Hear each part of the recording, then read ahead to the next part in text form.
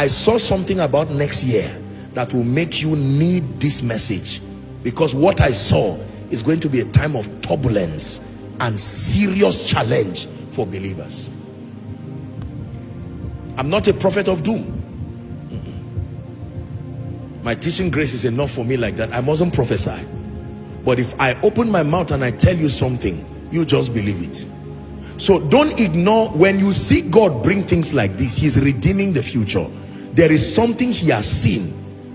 You see that now? I saw many people folding their companies, and people, both father and mother, losing jobs at the prime, not even knowing what to do. PTA meetings happening, and teachers are saying, you cannot drive our children. Why don't you structure the payment? When I saw that thing, my heart, I said, God, what is the meaning of this? I'm not a prophet of doom, and as I respect God and I respect myself and I respect your trust for me. So if I stand here and I tell you things, especially I'm prophesying, I make sure that I know what I'm saying. When God shows things like this, it's not to put fear, but he's showing it so that believers can be prepared. Now you have something on ground. God has shown you mercy. I wish I had the time. I would have taught you on financial carelessness. There are people who are going to spend everything God gave them this December and then suffer by January. Hear this, servant of God, don't. There is nowhere written in the Bible that if you don't eat cow and chicken, you will not commemorate the birth of Jesus. Live a modest and a decent life within your means. Are we together now? Remember the dream of Joseph. 7 years of plenty. If you have the money, fine, you, God bless you.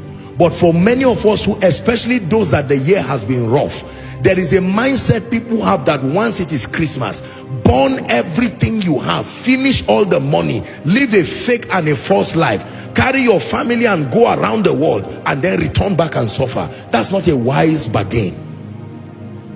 For someone, God is helping you to now begin to be frugal. Another thing I would have thought about is living a fake life. One of the major reasons, a fake life is very expensive. Write it down. A fake life is very expensive. It takes so much to fund a fake life, and once you start, you must maintain it. A fake life is very expensive. If you are not there, you are not there. You can start gradually with the dignity of kingdom integrity. A fake life is expensive. Don't try to buy a car that is not yet your level. Don't try to go and live in a house that is not yet your level. You are living in a house that you are owing 3 years rent now. You can't pay back. It's a sign you are not yet there. Get out of that place and look for a decent place. Hallelujah.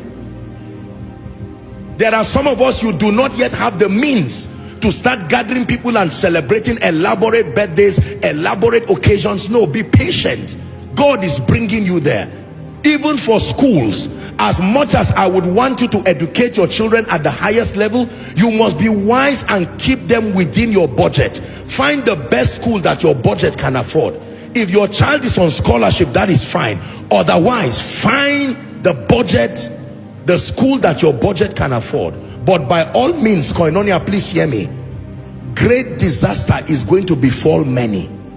And there are many who will begin to tour the corridors of compromise because of this finance thing. I shall not want is not just a prophetic declaration. It is a declaration that comes with responsibilities. And the responsibility is learn all you can. Now that God has given you a good job, don't waste your salary that is coming. Learn all you can about investments. Are we together now? Meet intelligent people with integrity who know what they are saying. Not people playing games all around, the internet, deceiving and fooling people. Don't fall prey to some of these things. Seek counsel.